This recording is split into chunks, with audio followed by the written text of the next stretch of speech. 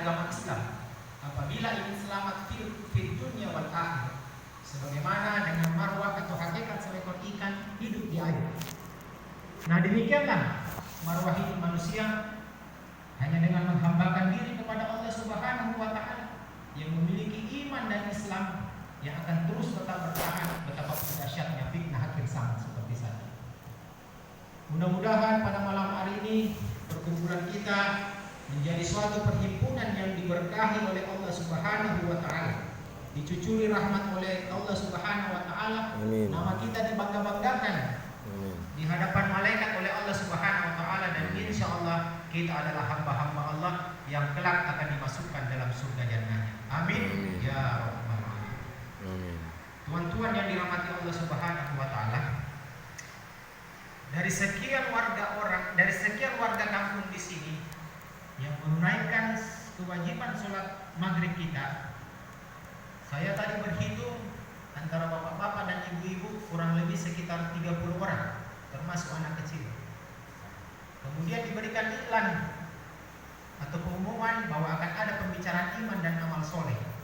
Maka kitalah yang duduk di depan ini yang dipilih oleh Allah untuk mendengarkan ini.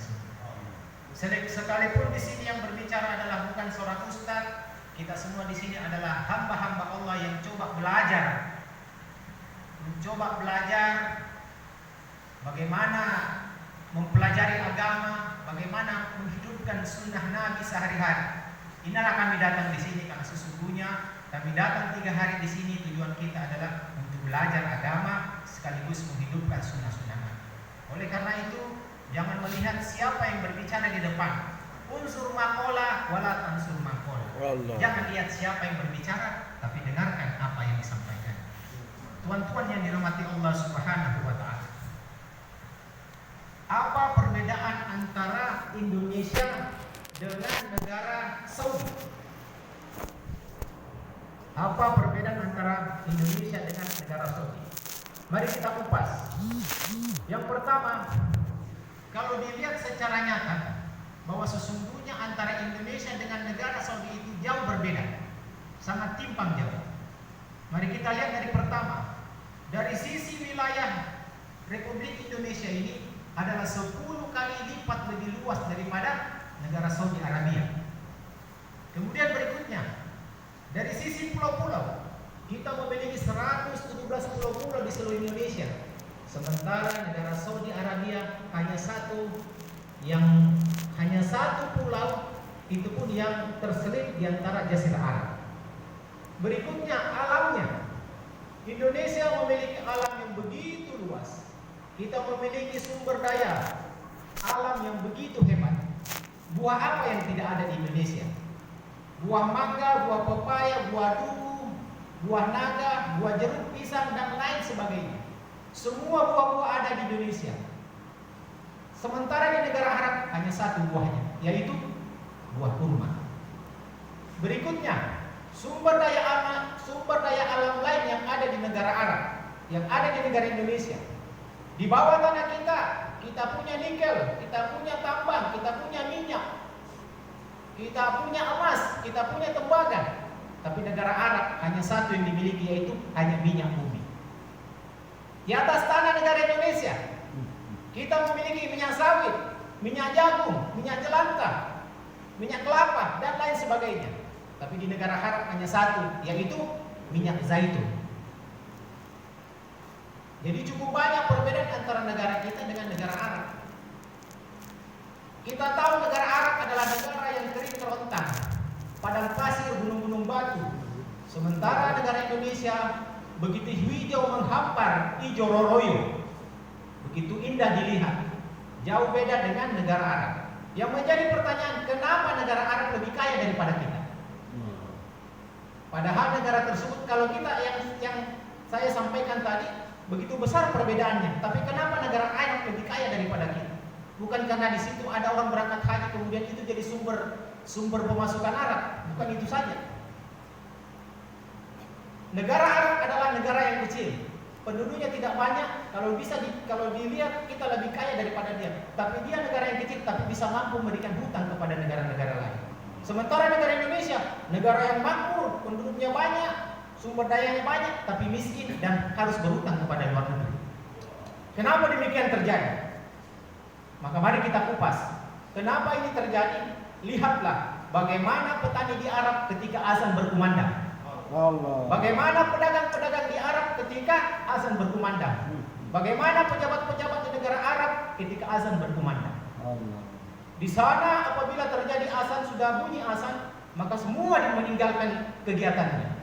Kita bayangkan tahun 2021 ketika Raja Salman didatangi atau Barack Obama berkunjung ke negeri Arab Saudi, dijemput pada saat sore hari.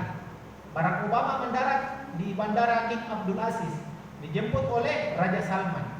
Tapi ketika azan berkumandang, dia permisi kepada Barack Obama untuk ditinggalkan dan untuk menunaikan sholat asar. Saya pernah menunaikan kewajiban saya umroh di tanah Arab. Ketika azan berkumandang, ketika itu Masjidil Haram sedang direhab, dan pekerja-pekerja yang rehab itu terdiri dari orang India, orang Afrika, orang Bangladesh, orang Pakistan, dan orang Arab Badui. Semua menggunakan helm proyek dan semua berada di sekitaran Masjidil Haram. Tapi ketika azan berkumandang, semua menghentikan kegiatannya, lalu pergi ke bawah tanah Masjidil Haram untuk mengambil air wudhu, lalu naik ke atas, tidak masuk ke dalam, tetapi dia berada di pelataran atau di teras Masjidil Haram untuk menunaikan kewajibannya melaksanakan sholat duhur secara berjamaah. Apa bedanya dengan Indonesia? Coba kita lihat, kalau ada gedung-gedung yang dibangun, ketika azan berkumandang, maka dia istirahat di bawah pohon. Sebelum dia istirahat di bawah pohon, maka dia melaksanakan makan siang, kemudian orang sholat di masjid, dia istirahat siang. Begitu jam 2 dia bangkit, lalu melanjutkan lagi pekerjaan. Itulah perbedaannya. Dan yang menjadi mencolok di sini, bahwa kita melihat rakyat Indonesia ini jauh dari keberkahan. Indonesia ini jauh dari keberkahan. Kenapa jauh dari keberkahan? Itu tadi, karena banyaknya manusia-manusia Indonesia yang tidak ingin melaksanakan sholat secara berjamaah. Disitulah kuncinya. Perbedaan antara Arab sama Saudi Arab sama Indonesia ya di situ. Karena kita malas untuk berjamaah. Nah, kalau kita bertanya apakah ini masjid di kampung ini termasuk besar apa kecil? Kalau menurut saya ini untuk ukuran di kampung ini termasuk kecil. Kenapa kecil? Ketika seluruh penduduk di sini datang ke sini berbondong-bondong menunaikan kewajiban sholat berjamaah, maka masjid ini niscaya tak akan sanggup untuk menampung orang-orang kampung di sini. Tapi karena itulah keberkahan Indonesia yang tidak diberikan oleh Allah kepada kita, maka orang-orang tertentu saja yang dipilih oleh Allah di kampung ini yang datang menunaikan kewajiban untuk berjamaah. Kita bisa lihat sendiri, kita 3 hari di sini, kita tahu yang sering datang ke sini, kita bisa melihat sehari-hari. Itulah keberkahannya, kenapa kita jauh dari keberkahan. Yang kedua, negara Malaysia itu lebih makmur dari kita. Dulu pelatih-pelatih militer itu didatangkan dari Kopassus untuk melatih ke Malaysia. Sekarang Malaysia menantang kita. Ya.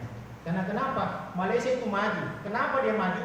Karena dia sering mendoakan pemimpinnya supaya berkah negara Malaysia itu dipimpin oleh rajanya.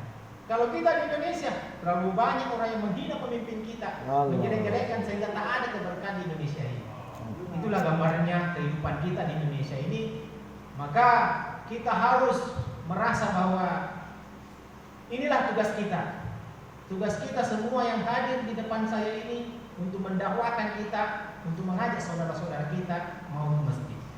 Sesungguhnya tantangan terbesar dakwah itu bukan datang dari orang-orang Islam, bukan datang dari kaum mukminin, tetapi sesungguhnya tantangan terbesar dakwah itu datang melalui. Tantangan terbesar dakwah itu bukan datang dari kaum kafir atau yang non muslim, tapi sesungguhnya tantangan terbesar dakwah itu adalah datang dari kita sendiri, agama Islam. Karena kenapa? Kita hanya mengajak kepada saudara, kita hanya melaksanakan ketaatan saja, amal kepada untuk diri kita sendiri, tidak melaksanakan amalan untuk mengajak orang taat kepada Allah. Itu jadi tantangan kita. Maka dari itu inilah tugas berat kita. Kita diciptakan oleh Allah 2 tugas kita. Yang pertama untuk taat kepada Allah, yang kedua mengajak orang supaya taat kepada Allah. Tugas kita ini. Kita tahu ini, sering kita ucapkan, dan yang di depan saya pun juga memahami itu. Tapi ya, inilah usaha kita. Kita hadir di sini mengajak saudara-saudara kita, sepupu-sepupu kita, kaum muslimin yang ada di kampung ini, untuk menyambungkan silaturahmi antara kita sama Allah. Maka kita datang bersiarah, kita datang bersilaturahmi, mengajak saudara kita untuk datang ke masjid. Sekalipun yang sudah kita ajak tak datang ke masjid, itu sudah bukan urusan kita. Karena kita serahkan kepada Allah, tugas kita hanya mengajak kepada kebaikan dan mengajak ke masjid untuk melaksanakan kewajiban sholat berjamaah. Allah. Nah, oleh karena itu, inilah tugas tantangan kita yang terberat. Jadi jangan kendor untuk usaha kita ini mengajak kepada taat kepada Allah. Saya pun juga di sini adalah orang-orang yang baru belajar. Tugas saya pekerjaan tentara, tetapi belajarlah untuk agama ini. Setidaknya kalau kita tak mampu untuk mengajak orang dengan kalimat atau ajakan, maka ajak dia dengan penampilan kita. Allah. Gunakan penampilan sunnah kita untuk mengajak orang. Mudah-mudahan dengan penampilan kita orang akan merasa, oh bagus juga penampilannya, sehingga ada rasa untuk mengikuti seperti itu. Allah. Saya sehari-hari di Koreng menggunakan pakaian begini. Setiap hari pakai baju loreng, tapi juga saya gantung di ruangan sini, ruang sound system. Ketika sudah bunyi-bunyi masjid ngaji-ngaji, maka saya berangkat ke masjid, baru saya berwuduk, saya lepas baju loreng saya, baru saya gunakan jubah dan sorban. Itu harapan saya apa? Setidaknya menghidupkan sunnah Nabi, dan setidaknya ada saudara-saudara kita, anggota Korem yang mau mengikuti seperti itu. Allah. Saya tidak risih di samping damre berdiri menggunakan sorban dan menggunakan jubah, tapi yang lain menggunakan baju loreng. Dan kalau kita menggunakan baju loreng sepanjang hari, tentu ada rasa kekhawatiran. Rasa kekhawatiran apa? Baju loreng itu tidak satu hari dipakai ganti. Kadang-kadang 3 hari, 4 hari, bahkan 1 minggu kita pakai. Dan kalau kita pakai sholat, kita tak tahu barangkali ada percikan air seni di situ. Maka kita gunakan jubah ini. Seperti itulah. Berikutnya, kembali masalah kebahagiaan kita hidup di dunia ini. Kita menggunakan jam tangan yang harganya 1 juta. Dengan jam tangan yang 100.000, atau jam tangan yang 10 juta dengan jam tangan yang 100.000. Apa bedanya? Tentu tak ada bedanya, tetap menunjukkan waktu yang sama. Betul. Kita olahraga bersepeda dengan menggunakan yang harga 100 juta sama yang 1 juta, sama-sama juga mengeluarkan keringat. Betul. Kita beli tas yang harganya 5 juta sama yang tas 50.000 atau 500.000, toh juga sama-sama bisa membawa barang-barang atau uang kita dalam tas tersebut. Betul ya. Kemudian tantangan yang lain, ketika kita naik pesawat, yang lain berada di kelas ekonomi, sementara sebagian yang kaya raya berada di eksekutif. Tetapi ketika pesawat itu jatuh, sama-sama kita mati. Betul ya. Apakah itu menjadi ukuran kebahagiaan kita? Betul. Bukan. Ukuran kebahagiaan kita adalah bagaimana ketaatan kita kepada Allah, mengamalkan agama secara sempurna. Maka kalau misalnya anak kita ingin menjadi anak yang soleh, maka jangan agungkan dunia di depannya. Ajak dia sederhana, ajak dia agama, maka insya Allah anak kita pun juga jadi ahli-ahli surga dan ahli baik. Kalau seperti semacam saya ini adalah orang-orang yang baru belajar hijrah. Anak-anak saya dididik bukan sejak kecil secara agama. Ketika orang tuanya sudah dewasa, kemudian orang tua baru mendapatkan hidayah atau semakin mendekatkan diri pada Allah, maka barulah di situ anak-anak kita ajak untuk taat kepada Allah. Nah, apabila anak sudah dewasa kemudian kita mengajak taat kepada Allah, itulah rasanya tantangan orang tua, bagaimana supaya anak bisa juga mengikuti seperti orang tua. Maka sekali lagi, jangan agungkan dunia di hadapan anak kita. Kenapa anak itu kita sejak kecil disuruh didik agama? Kenapa orang tua kita disuruh belajar agama, suami belajar agama? Karena kenapa? Agar anak dan istrinya tidak terjerumus dalam neraka. Kenapa istri disuruh belajar agama? Supaya bisa mengajarkan agama kepada anaknya. Kenapa anak disuruh belajar agama? Supaya kelak apabila orang tua sudah meninggal, maka anaklah yang mendoakan kita di alam kubur. Tapi manusia sekarang mendidik anaknya dengan berbagai fasilitas yang mewah. kesenangan sampai sekarang lupa. Bahkan dajjal zaman sekarang itu adalah dajjal mata satu, yaitu HP. Itulah dajjal mata satu di akhir zaman. Jadi dilalaikan kita dengan HP itu. Nah itulah tantangan kita, bagaimana mengajak keluarga kita, saudara-saudara kita untuk taat kepada Allah Subhanahu wa ta'ala. Tuan-tuan yang dirahmati Allah Subhanahu wa ta'ala. Berikutnya, di zaman seperti saat ini, begitu banyak juga tantangan yang perlu kita hadapi. Godaan-godaan banyak yang kita hadapi. Maka supaya ini semua terjaga, maka kita selalu berada dalam jalurnya. Apa itu jalurnya? Maka rajin-rajinlah kita berkumpul sama ahli-ahli ibadah, berkumpul sama ahli-ahli surga. Tapi kalau kita berkumpul sama ahli dunia, maka yang timbul dalam pikiran kita adalah dunia juga. Tetapi kan kita berkumpul sama orang-orang ahli ibadah seperti kayak demikian, maka insya Allah pembicaraan kita adalah pembicaraan tentang amal soleh atau akhirat. Tapi kalau berkumpul sama ahli dunia, yang timbul dalam pikiran kita hanya pembicaraan tentang dunia. Berapa sudah sawah kita di Bone? Berapa sudah mobil? Berapa sudah bisnis? Berapa sudah anak? Berapa sudah mobil? Itu yang timbul kalau pemikiran dunia. Tapi kalau kita belajar atau berkumpul sama orang soleh, insya Allah yang dibicarakan ada tentang bagaimana meningkatkan iman, bagaimana meningkatkan ketakwaan. Karena iman ini seperti pohon. Nah, iman ini harus disiram setiap hari. Apabila tidak disiram, maka lama-kelamaan iman itu atau pohon itu akan layu. Begitu pula iman. Kalau tidak disiram, maka lama-kelamaan akan turun iman itu. Kita tahu bahwa iman akhir zaman, umat akhir zaman ini ya imannya naik turun. Kalau iman sahabat ya naik terus. Jadi tidak diragukan. Maka kalau orang beriman itu datangnya dunia tidak menggembirakan hatinya, hilangnya dunia tidak menyedihkan hatinya.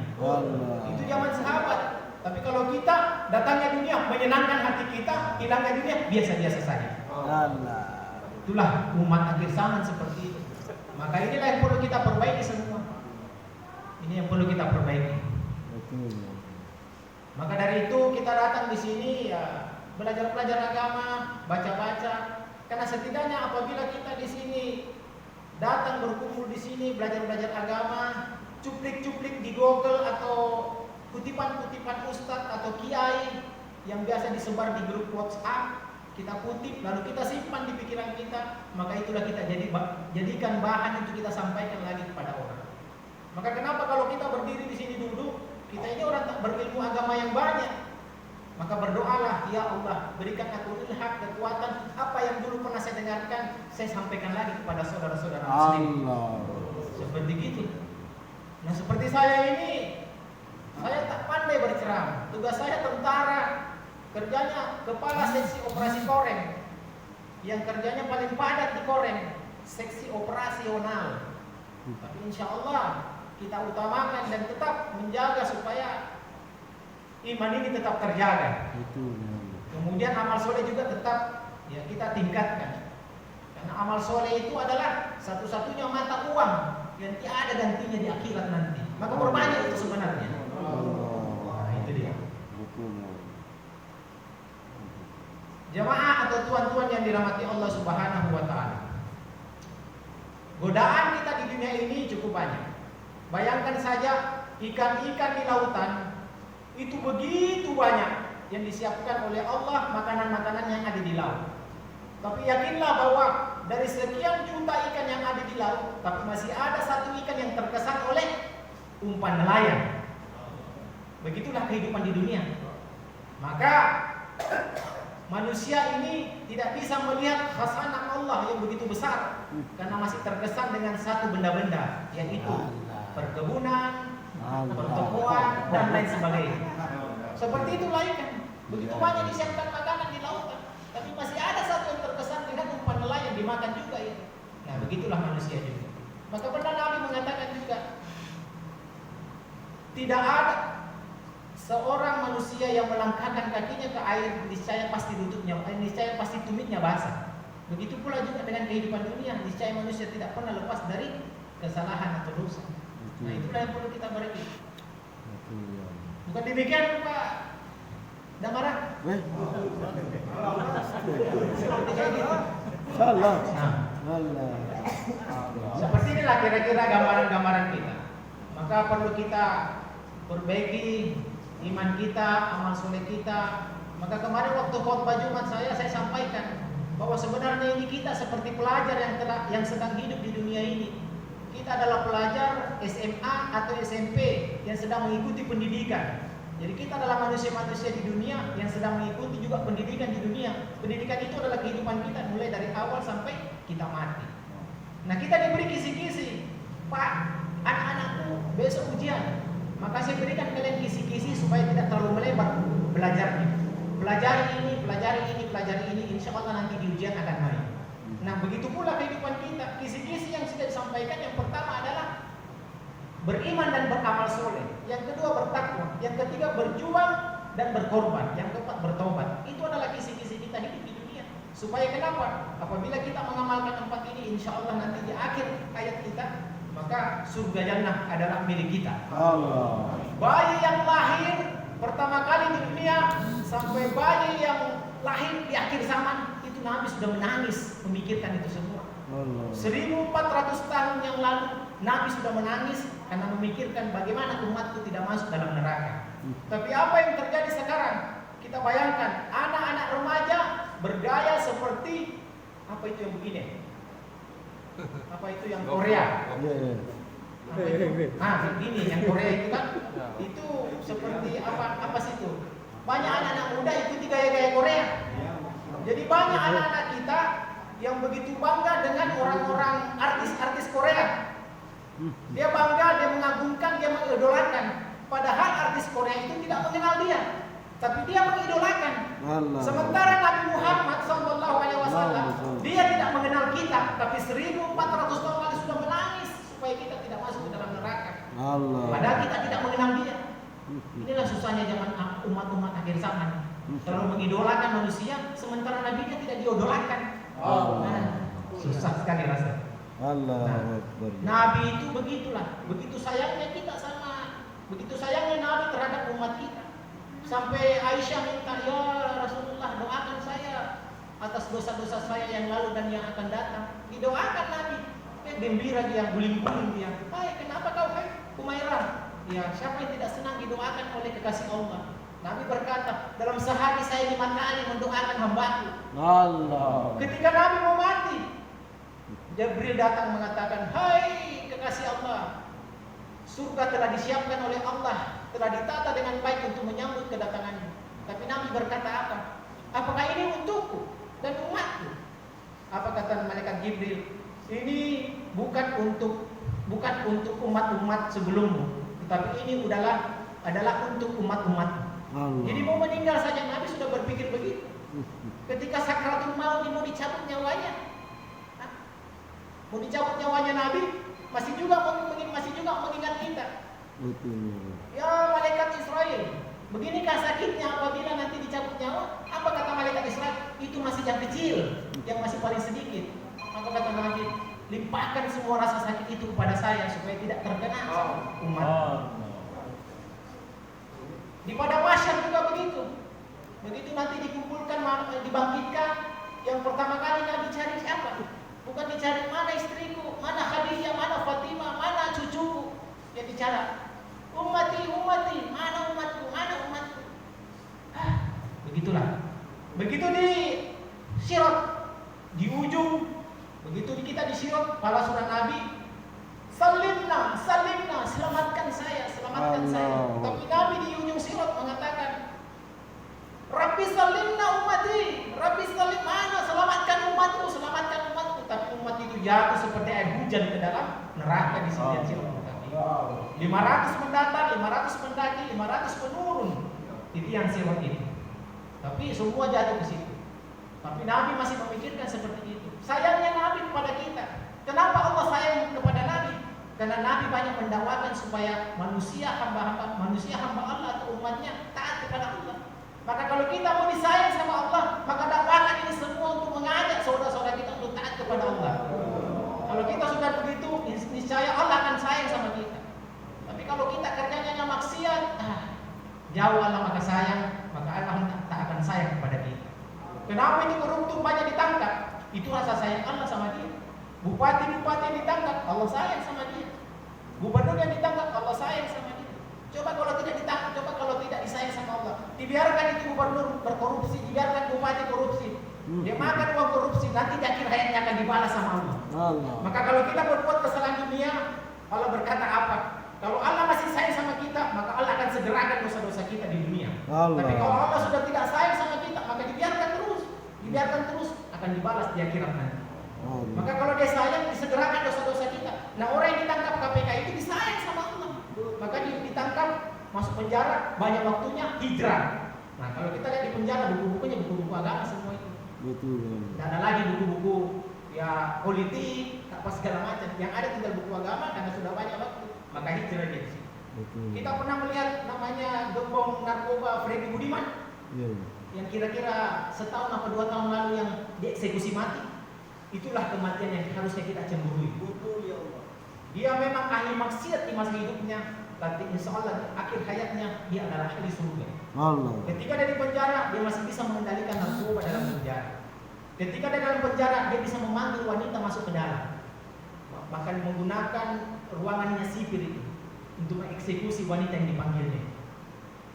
Begitu dapat eksekusi mati, maka dia bertemu sama seorang ustadz yang dulu ustadz bom Bali, tapi yang sudah sadar dan hijrah, sudah sadar tentang apa kelakuan yang salah. Maka dia belajar agama situ, belajar agama. Dia tadinya bukan muslim itu, terus jadi Islam, kemudian dia belajar agama, bahkan dalam 1 hari bisa menghatamkan atau dalam 1 minggu bisa menghatamkan Al-Quran berapa kali. Allah.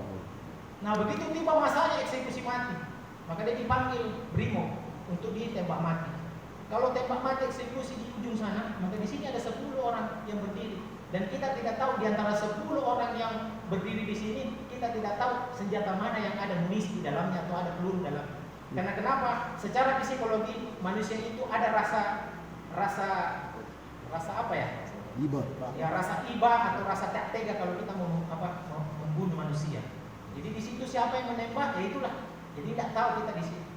Apa permintaannya Freddy Budiman? Saya minta 2, tolong jangan mata saya ditutup supaya saya bisa melihat larinya itu peluru. Yang kedua, berikan saya kesempatan mengucapkan kalimat La ilaha illallah Muhammadar Rasulullah. Jadi ketika persiapan begitu, kematian yang dicemburu La ilaha illallah Allah meninggal. Begitu meninggal, dicek nadinya, ternyata sudah meninggal. Ciri-ciri, ada salah satu ustaz yang mengatakan ciri-ciri orang yang husnul khotimah dalam hidupnya, maka butiran keringat yang ada di jidatnya berbentuk seperti jagung. Itulah Freddy Budiman seperti itu. Allah. Maka seperti itulah. Barangkali juga dalam masa hidupnya dulu, bayangkan aja berapa puluh miliar yang dia peroleh uang dari narkoba, berapa puluh orang masyarakat atau manusia Indonesia yang dirusak dengan narkoba. Tapi begitu di akhir hayatnya, mudah-mudahan penampilan ketika mau dieksekusi mati, dia berjubah. Kemudian dia pakai topi seperti punyanya Pak Damara. Kemudian jidatnya sudah hitam. Kemudian dia sudah berjenggot. Maka dia dieksekusi mati. Penampilan sunnah dia ketika mau mati. Apakah kita seperti begitu? Kita tidak tahu. Kematian begitu dekat dengan diri kita. Tahu Vanessa Angel, sedang banyak cita-citanya pergi berjalan-jalan, tahu mati. Allah. Di Kalimantan yang baru-baru beberapa hari yang lalu, ada yang sedang bersepeda motor tiba-tiba diseruduk sama truk, 40 orang mati. Nggak tahu kematian kita kapan. Maka inilah yang selalu kita jaga, jangan sampai nanti kita tergelincir. Allah, betul. Makanya rajin-rajin kita berdoa di sujud terakhir kita. Allahumma inna as'aluka husnul khatimah. Allahumma arzuqni taubatan nasuha qabla al-maut. Allahumma ya muqallibal qulub tsabbit qalbi ala dinik. Doa 3 doa itu supaya apa? Mudah-mudahan kematian kita diakhiri dengan husnul khatimah. Begitu pula juga mudah-mudahan kita bisa bertaubat sebelum ajal kita datang menjemput. Nah, itulah rajin-rajin kita berdoa. Karena manusia ini banyak cita-citanya. Saya sebelum tugas di Bone di Sumatera Utara, begitu 2 tahun yang lalu ada sekelompok manusia yang ingin menyeberang ke Pulau Samosir dengan menggunakan kapal kayu. Cita-citanya banyak. Pada saat Lebaran pergi berekreasi ke sana, berpasang-pasangan, macam-macam. Begitu kapal bergerak, ternyata kelebihan muatan. Di tengah Danau Toba ternyata tenggelam sampai 880 meter, tak bisa lagi mesin atau pesawat atau benda yang untuk melihat ke dasar Danau Toba ini. Sampai kapal itu tidak bisa lagi ditarik naik, tapi masih bisa terekam bangkai-bangkai ini. Nah, di dalam kapal itu ada manusia-manusia yang sudah tenggelam. Sementara banyak cita-citanya. Maka jangan terlalu banyak cita-cita kita ini, cukup satu saja, taat pada Allah. Kira-kira demikian. Insyaallah. Sahabat, maka mari kita tetap menjaga iman kita ini. Saya pun juga menyampaikan ini unsur makola wala tansur makola. Jangan lihat saya berbicara, tapi dengarkan apa yang disampaikan. Saya pun juga barangkali yang apa saya sampaikan belum bisa saya istiqomah menjalankan. Ada kata ustaz siapa itu? Kalau kau tak mampu mengimbangi ustaz-ustaz dalam ilmu dan amalannya, maka berlombalah kepada orang-orang yang berlombalah kepada ahli maksiat dalam pertobatannya. Seperti kayak gitu kan? Betul Pak Damarak? Betul ya Allah. Nah, kira-kira itu yang perlu kita sampaikan. Mudah-mudahan pada kesempatan malam hari ini setidaknya ada gugahan semangat untuk kita menambah amal ibadah kita. Sekalipun juga barangkali saya juga belum maksimal dalam membuat amalan-amalan, tapi setidaknya apa yang Ana sampaikan ini menjadi motivasi juga untuk diri saya sendiri, pada saudara-saudara kita, dan insya Allah apa yang telah disampaikan ini kita niatkan untuk kita amalkan, kita niatkan untuk kita kerjakan. Mudah-mudahan nanti kelak amalan-amalan kita ini akan membantu kita nanti di yaumil qiyamah. Insyaallah. Kira-kira itu yang dapat kami sampaikan. Kesempurnaan datangnya dari Allah Subhanahu wa taala, dan kekurangan dan kelemahan datangnya pada diri al-fakir itu sendiri. Kepada Allah saya mohon ampun, dan kepada tuan-tuan di hadapan saya mohon dibukakan pintu maaf yang sebesar-besarnya. Billahi fi sabilil haq fastabiqul khairat. Billahi taufiq wal hidayah. Wassalamualaikum warahmatullahi wabarakatuh. Waalaikumsalam.